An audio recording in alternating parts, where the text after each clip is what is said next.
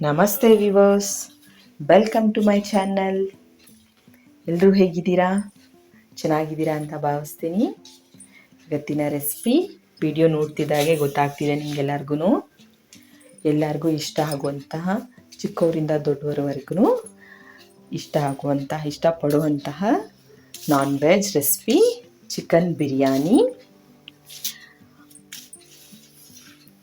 ಬಾಸುಮತಿ ರೈಸಲ್ಲಿ ಚಿಕನ್ ದಮ್ ಬಿರಿಯಾನಿ ಮಾಡಿ ಹೇಗಿದೆ ಅಂತ ನೋಡೋಣ ಬನ್ನಿ.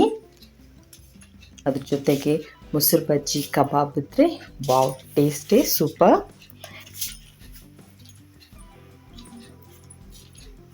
ಈಗ ದಮ್ ಬಿರಿಯಾನಿ ಮಾಡೋದಕ್ಕೆ ರೆಸಿಪಿ ನೋಡೋಣ. ಇಂಗ್ರೀಡಿಯೆಂಟ್ಸ್: ಟೊಮೆಟೊ, ಪುದೀನ, ಸ್ಪೈಸಸ್, ಈರುಳ್ಳಿ, ಮೊಸರು, ಗರಂ ಮಸಾಲ, ಶುಂಠಿ ಬೆಳ್ಳುಳ್ಳಿ ಪೇಸ್ಟ್, ಧನಿಯಾ ಪುಡಿ, ಕಾಶ್ಮೀರಿ ಚಿಲ್ಲಿ ಪೌಡರ್, ಅಚ್ಕಾರದ ಪುಡಿ, ಕಸ್ತೂರಿ ಮೇಥಿ, ಅರಿಶಿನ, ಬಾಸುಮತಿ ರೈಸ್, 1/2 kg ಚಿಕನ್ ತಗೊಂಡಿದ್ದೀವಿ. ಈಗ ಬನ್ನಿ ರೆಸಿಪಿ ಸ್ಟಾರ್ಟ್ ಮಾಡೋಣ. ಒಂದು ಪಾತ್ರೆಯಲ್ಲಿ ಎಣ್ಣೆ ಬಿಸಿ ಮಾಡಿ ಈರುಳ್ಳಿನ ರೋಸ್ಟ್ ಮಾಡಿ ಒಂದು ಪಕ್ಕದಲ್ಲಿ ಎತ್ತಿಟ್ಕೊಳ್ಳಿ. ಇನ್ನೊಂದು ಕಡೆ ಅನ್ನನ ಮಾಡ್ಕೋಬೇಕು. ಮುಕ್ಕಾಲು ಬೆಂದಿರಬೇಕು ಬಾಸುಮತಿ ರೈಸ್. ಅದಕ್ಕೆ ಸ್ಪೈಸಸನ್ನು ಹಾಕಿ, ನೀರನ್ನು ಹಾಕಿ ಕುದಿಯೋಕ್ಕೆ ಬಿಡಿ. ಉಪ್ಪನ್ನು ನೋಡಿಕೊಂಡು ಹಾಕ್ಕೊಳ್ಳಿ, ರುಚಿಗೆ ತಕ್ಕಷ್ಟು.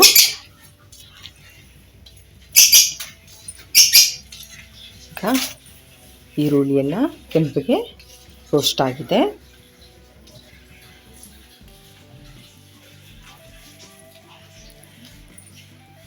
ಅದನ್ನ ಒಂದು ಪ್ಲೇಟ್ಗೆ ಎತ್ತಿ ಸೈಡಲ್ಲಿ ಇಟ್ಕೊಳ್ಳಿ.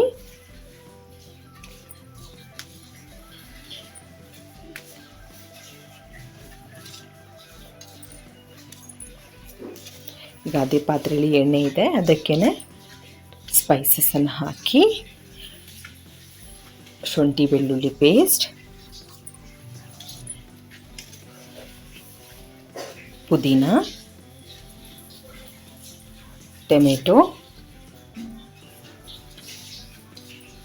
ಸ್ಮ್ಯಾಶ್ ಆಗೋದಕ್ಕೆ, ಚೆನ್ನಾಗಿ ಸ್ಮೂತಾಗಿ ಬೇಯೋದಕ್ಕೆ ಉಪ್ಪನ್ನು ಹಾಕಿ ಚೆನ್ನಾಗಿ ಕಲಸಿ ಬೇಯೋದಕ್ಕೆ ಬಿಡಿ.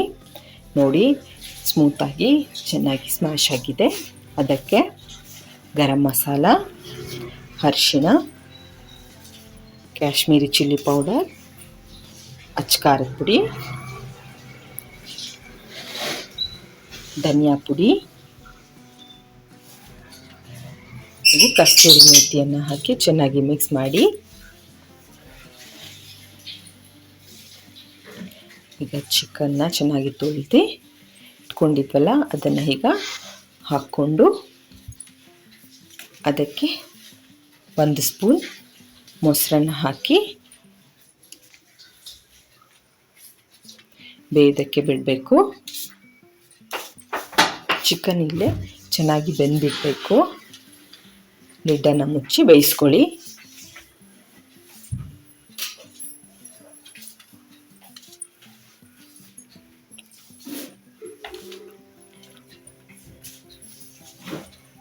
ಈಗ ಇಲ್ಲಿ ಅನ್ನಕ್ಕೆ ನೀರಿಟ್ಟಿದ್ದೀವಲ್ಲ, ಚೆನ್ನಾಗಿ ಕಾಯ್ತಿದೆ. ಅದಕ್ಕೆ ಅಕ್ಕಿಯನ್ನು ಹಾಕಿ ಲಿಡ್ಡನ್ನು ಮುಚ್ಚಿ ಬಿಡಿ.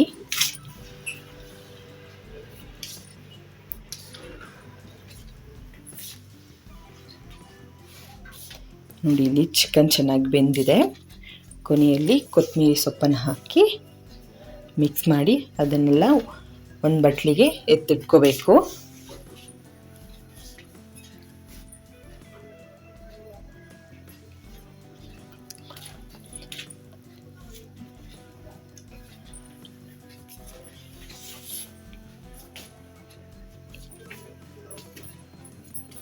ಅನ್ನ ಮುಕ್ಕಾಲು ಬೆಂದಿದೆ, ಅದನ್ನು ಸೋದಿಸಿ ಒಂದು ಕಡೆ ಎತ್ತಿಟ್ಕೊಳ್ಳಿ. ಮುಕ್ಕಾಲು ಭಾಗ ಬೆಂದಿದೆ. ಈಗ ಅದೇ ಪಾತ್ರೆಯಲ್ಲಿ 1 ಲೇಯರ್ ಅನ್ನ ಹಾಕಿ ಮತ್ತೊಂದು ಲೇಯರ್ ಚಿಕನ್ ಗೊಜ್ಜನ್ನು ಹಾಕಬೇಕು.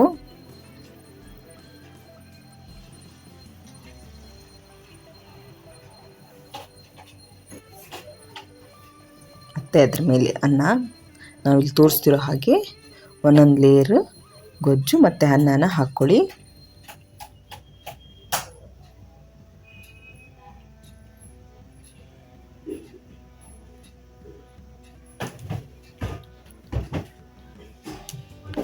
ಕೊನೆಯದಾಗಿ ಎಲ್ಲ ಅನ್ನವನ್ನು ಹಾಕಿ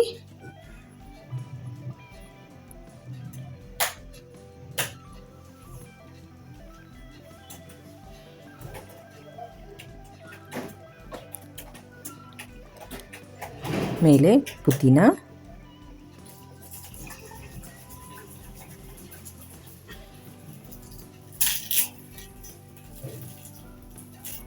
ನಾವು ಆಗಲೇ ಈರುಳ್ಳಿನ ರೋಸ್ಟ್ ಮಾಡಿ ಎತ್ತಿಟ್ಕೊಂಡಿದ್ದಲ್ಲ ಅದನ್ನು ಎಲ್ಲನೂ ಇದ್ರ ಮೇಲೆ ಸ್ಪ್ರಿಂಕಲ್ ಮಾಡಿ ತಟ್ಟೆಯನ್ನು ಮುಚ್ಚಿ ಬೇಯೋದಕ್ಕೆ ಬಿಡಬೇಕು. ಮುಕ್ಕಾಲು ಭಾಗ ಅನ್ನ ಎಲ್ಲ ಬೆಂದಿದೆಯಲ್ಲ, ಈಗ ಪೂರ್ತಿಯಾಗಿ ಚೆನ್ನಾಗಿ ಬೇಯುತ್ತೆ. ಈಗ 3 ಸ್ಪೂನ್ ತುಪ್ಪನ ಹಾಕಿ ಕೊನೆಯದಾಗಿ 2 ನಿಮಿಷ ಬೇಯಿಸ್ಕೊಳ್ಳಿ. ಬಿಸಿ ಬಿಸಿ ದಮ್ ಬಿರಿಯಾನಿ ರೆಡಿ ಇದೆ.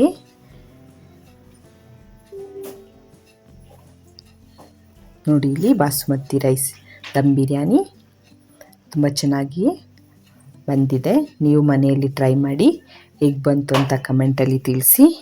ಯಾರೆಲ್ಲ ಇನ್ನೂ ನಮ್ಮ ಚಾನಲ್ನ ಸಬ್ಸ್ಕ್ರೈಬ್ ಆಗಿಲ್ಲ, ಪ್ಲೀಸ್ ಸಬ್ಸ್ಕ್ರೈಬ್ ಮಾಡ್ಕೊಳ್ಳಿ, ನೋಟಿಫಿಕೇಷನ್ ಆನ್ ಮಾಡ್ಕೊಳ್ಳಿ.